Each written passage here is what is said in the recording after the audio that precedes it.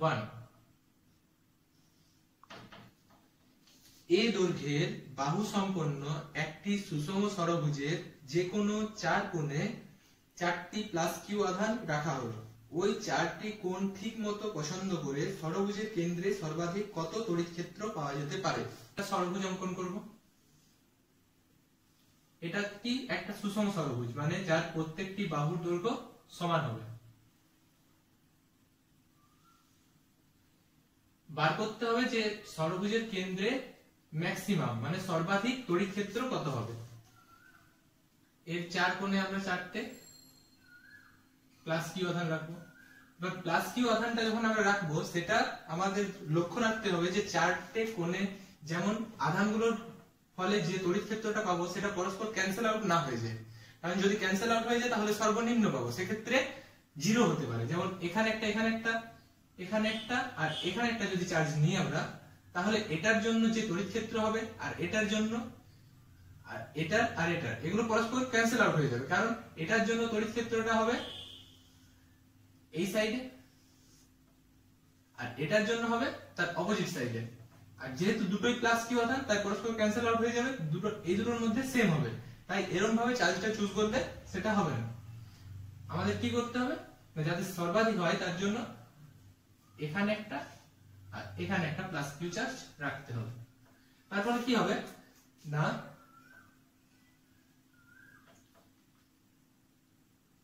এর জন্য এই সাইডে, কারণ এর কেন্দ্র এটা, এখানে তড়িৎ ক্ষেত্র বার করার নিয়ম যে কেন্দ্রে যেখানে যে বিন্দুতে বার করতে বলেছে সেখানে একটা প্লাস ধনাত্মক আধান রাখবো, যে 1 একক ধনাত্মক আধান।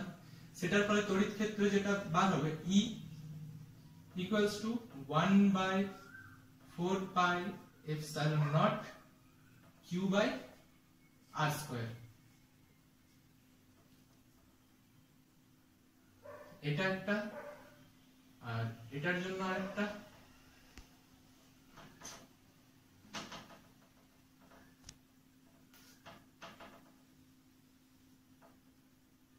মনে রাখবে এটা আমাদের,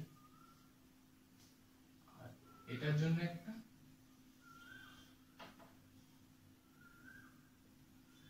আর এটার জন্য অপোজিট সাইডে একটা। তো এই দুটো, যেটা আগের কেসটা দেখালাম যে এখানে একটা এখানে একটার জন্য এটা আর এটা ক্যান্সেল আউট হচ্ছিল, সেরকম এটার জন্য আর এটার জন্য পরস্পর ক্যান্সেল আউট হয়ে যাবে। তাহলে নেট যে আমরা ইলেকট্রিক ফিল্ড মানে তড়িৎ ক্ষেত্রটা পাবো সেটা এই দুটো চার্জের জন্য।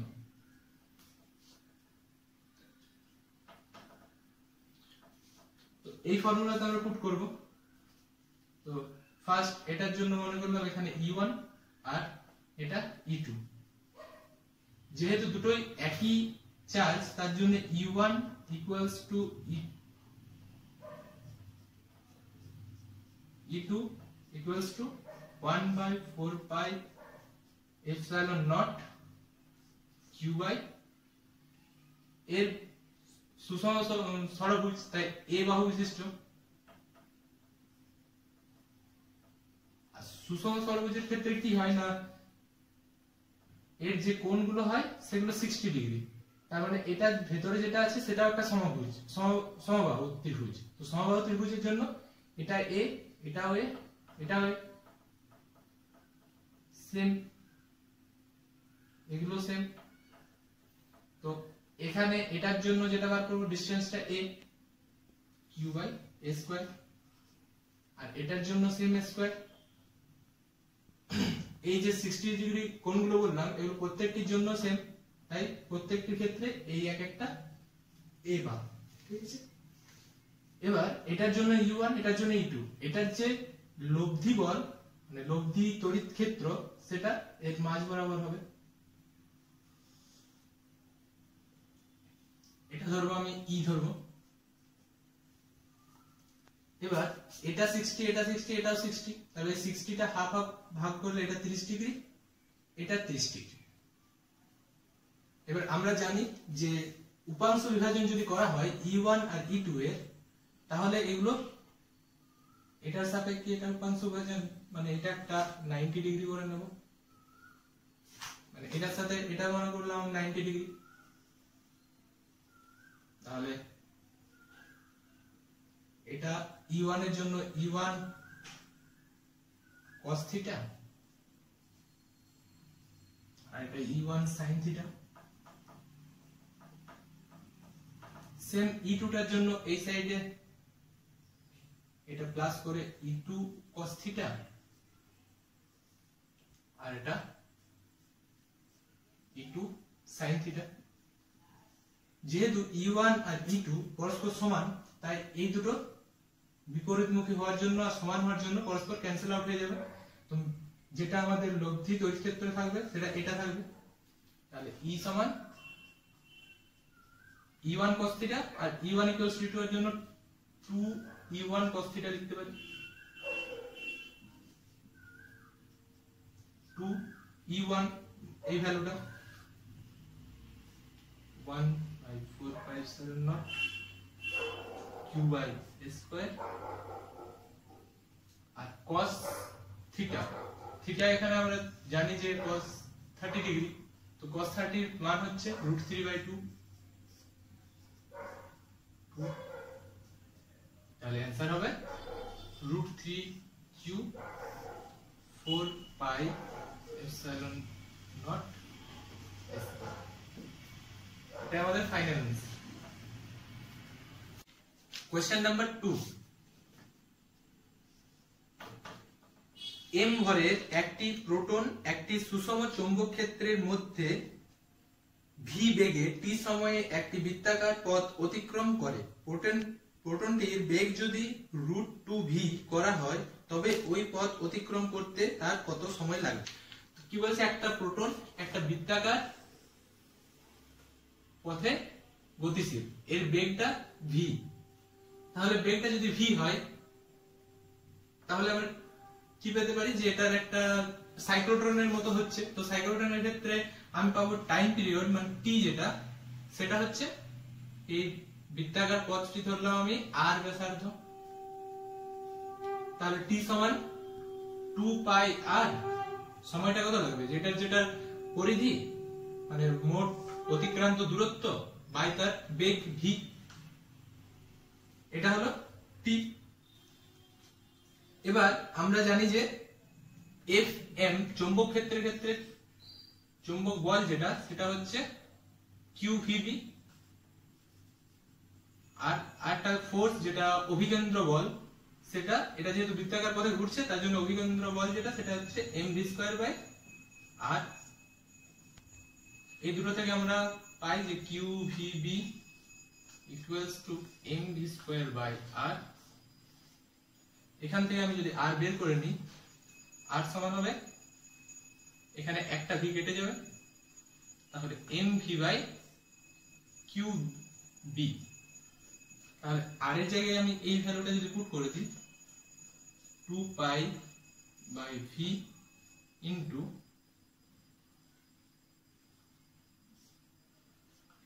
qb, তাহলে vb কেটে যাচ্ছে, ফাইনাল যে এক্সপ্রেশনটা আসছে সেটাতে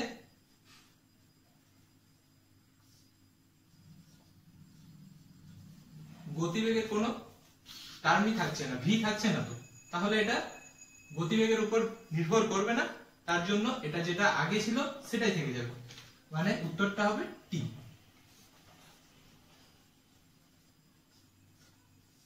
যেটা আগে ছিল সেটাই, কারণ এর যেটা টার্ম t = 2πm/qb, এটাতে কোনো গতিবেগের টার্ম নেই, গতিবেগ নেই। কোশ্চেন নাম্বার 3, অসীম দৈর্ঘ্যের এবং r ব্যাসার্ধের একটি সোজা পাতলা ফাঁপা বেলনের দৈর্ঘ্য বরাবর একটি সুষম স্থির তড়িৎ প্রবাহ হচ্ছে। বেলনের অক্ষ থেকে d লম্ব দূরত্বে উৎপন্ন চৌম্বক ক্ষেত্র b এর মান লেখচিত্রের সাহায্যে দেখানো হলে এইগুলোর মধ্যে কোন লেখচিত্রটা আসবে? তো কি বলেছে এখানে, একটা বেলন, বেলন মানে চোঙ, ফাঁপা চোঙ, ব্যাসার্ধ r,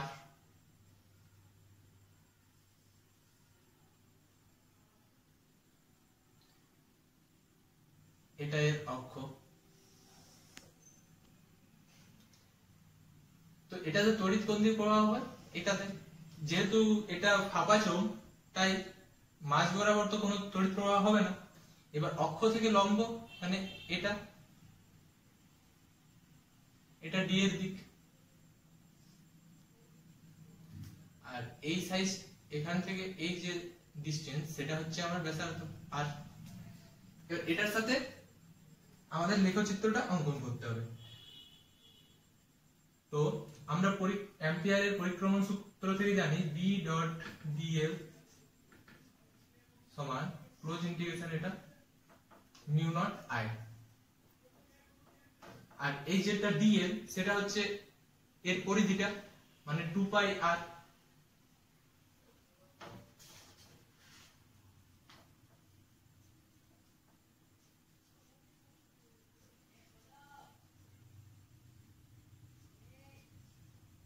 B সমান I বাই 2 পাই r। তো B এর সাথে ইনভার্সলি প্রপোর্শনাল r মানে এটা দূরত্বটা। তো যেহেতু ভেতরে আমাদের এখানে মিউ আছে মিউ নট I, তো I ভেতরে যেহেতু প্রবাহ মাত্রা আমাদের নেই শূন্য, তাই যে আমরা গ্রাফটা আঁকবো এই সাইড আমার r মানে d ডিসটেন্স বলেছে তো d, আর এই সাইড b। তো প্রথমে এটা মনে করলাম এই পর্যন্ত আমাদের r ব্যাসার্ধ। তো ব্যাসার্ধ যখন তখন এই ব্যাসার্ধের ভেতরের মধ্যে কি কোনো প্রবাহ নেই, আইটা জিরো, তার জন্য বিটাও জিরো। তো এই পর্যন্ত এটা জিরো থাকবে। তারপর এখান থেকে যত দূরে যাওয়া যাবে তত এটা ইনভার্সলি প্রপোর্শনাল হবে।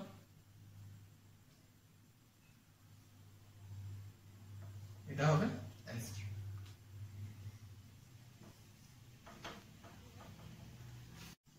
কোশ্চেন নাম্বার 4,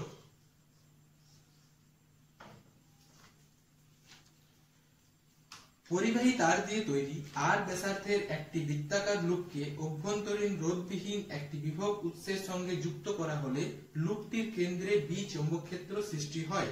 যদি তার পরিবর্তে একই রকম উপাদানের সমান প্রস্থচ্ছেদে 2r ব্যাসার্ধের একটি লুপ ওই উৎসের সঙ্গে যুক্ত করা হতো তবে তার কেন্দ্রে কত চৌম্বক ক্ষেত্র সৃষ্টি হতো?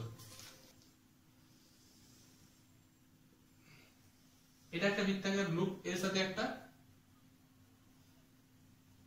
কোষ যুক্ত করা আছে। তো তার মানে এটা থেকে একটা কারেন্ট যাচ্ছে। তো প্রবাহিত কারেন্ট যদি I হয় তাহলে বৃত্তের কেন্দ্র, এটাও অ্যাম্পিয়ারের পরিক্রমণ নীতি আমরা কাজে লাগিয়ে পাবো, যে পরিক্রমণ সূত্র যেটা close integration B dot dl equals to mu naught I। এখান থেকে কি পাবো, dl কোনটা, dl টা হচ্ছে এটা, এটার ক্লোজ ইন্টিগ্রেশন মানে পুরো পরিধিটা b equals to 2 pi r to mu naught I। এবার সেকেন্ড টেস্টে যেটা বলেছে যে এর যে তারটা আছে সেটা ব্যাসার্ধ r ব্যাসার্ধের বৃত্ত গঠন করেছিল, এরপর 2r ব্যাসার্ধের বৃত্তটা গঠন করছে। তো এটার ব্যাসার্ধ যদি 2r হয়ে যায় তখন 2r ব্যাসার্ধের বৃত্ত হওয়ার জন্য কি হবে, এর যে তারের সাইজটা মানে পরিবাহীর সাইজটা সেটা দ্বিগুণ হয়ে যাবে। তার মানে এখানে এটা 2 পাই এর বদলে 2 পাই 2r হবে। আর যেহেতু এটা তার মানে পরিবাহী যেটা আছে সেটা দৈর্ঘ্য দ্বিগুণ হচ্ছে, এটার তুলনায় এটা দ্বিগুণ, তাহলে দৈর্ঘ্যের সাথে আমরা সম্পর্কটা কি জানি, r equals to rho into l by a। l টা দৈর্ঘ্য, তাহলে যদি দৈর্ঘ্য দ্বিগুণ হয় এটা যদি 2l হয়ে যায় তাহলে r টাও 2r হয়ে যাবে, r টা মানে রোধ 2r হয়ে যাবে। এবার রোধের সাথে আমরা প্রবাহ মাত্রার সম্পর্ক কি জানি, v ইকুয়ালস টু ir, তাহলে I equals to v by r।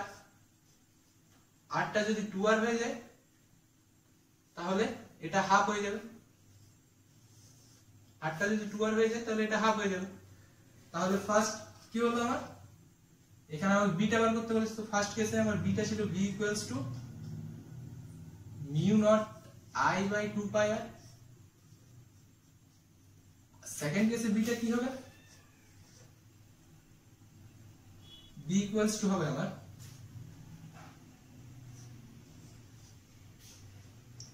Mu naught I mu naught আর 2 পাই r টা হয়েছে 2r আর i টা হয়েছে i/2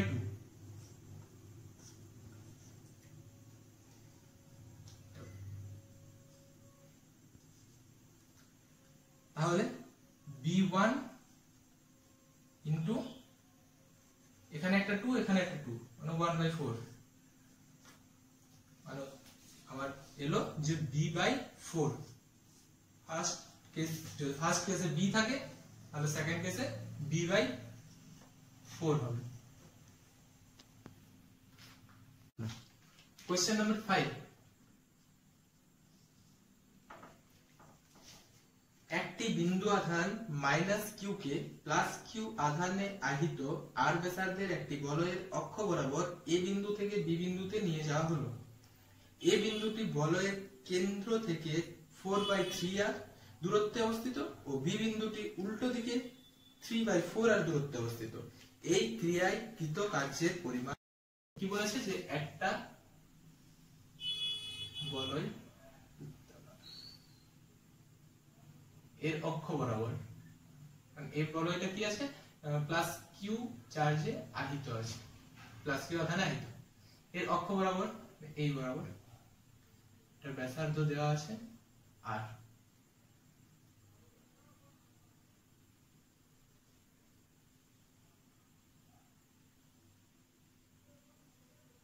এবার কি বলেছে যে a বিন্দু থেকে b বিন্দুতে একটা আধান q কে নিয়ে যাওয়া হলে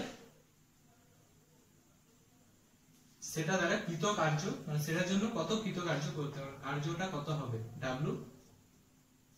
w বার করতে হবে কৃত কার্য। আমরা জানি w equals to q into বিভব পার্থক্য vb মাইনাস va। তাহলে আমাদেরকে বার করতে হবে যে এই বিন্দু আর এই বিন্দুতে বিভবটা কত। তার জন্য দেখতে হবে এই আধানের জন্য এই বিন্দুতে বিভব ডিসটেন্স, এই ডিসটেন্সটা ধরলাম আমি x1, এই ডিসটেন্সটা ধরলাম আমি x2। আর x1 সমান এটা দেওয়া আছে যে একটা দেওয়া আছে 4/3 আর এটা 3/4 r। তাহলে এই ডিসটেন্সটা কত হবে এটার জন্য x1 ইকুয়ালস টু হবে রুট আন্ডার এটা স্কয়ার প্লাস এটা স্কয়ার 4/3 r তার square plus r square, r টা কমন নিয়ে বাইরে বের করে নিলাম 16 9 1 25/9 5r/3। সেম x2 টা হবে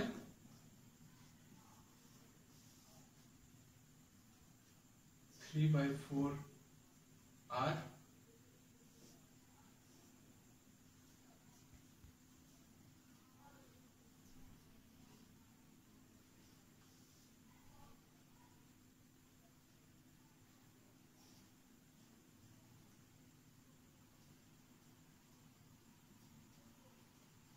r/4। এবার এটা ডিসটেন্সটা পেয়ে গেছি, তাহলে v ইকুয়ালস টু কি 1/4 pi epsilon not q/r, q/r। এই r মানে এখানে x1 টা, x1 এর জায়গায় আমি এটা পুট করব 5r/3, এটা উপরে যাবে, এটা হচ্ছে আমাদের va।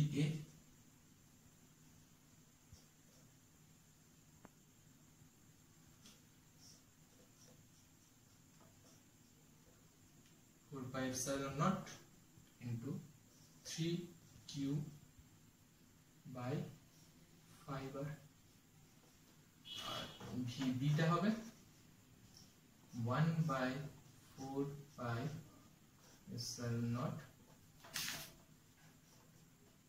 Q by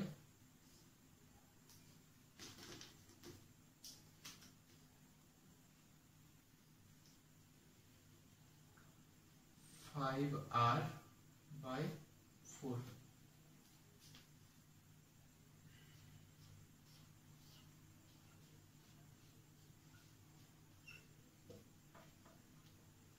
4q by 5r। এবার আমার w যেটা সেটা এখানে q চার্জের জন্য q মাইনাস q আর vb মাইনাস va, এটা vb এটা va, কমন কোনটা কোনটা কমন যাচ্ছে 1/4 পাই এপসাইলন নট 3 এখানে q by 5r 1/4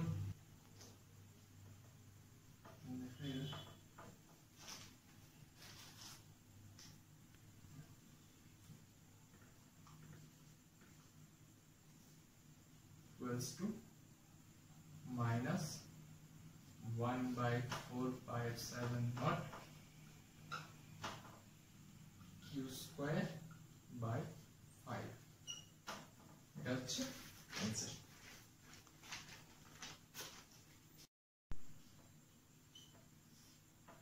1/4 pi epsilon naught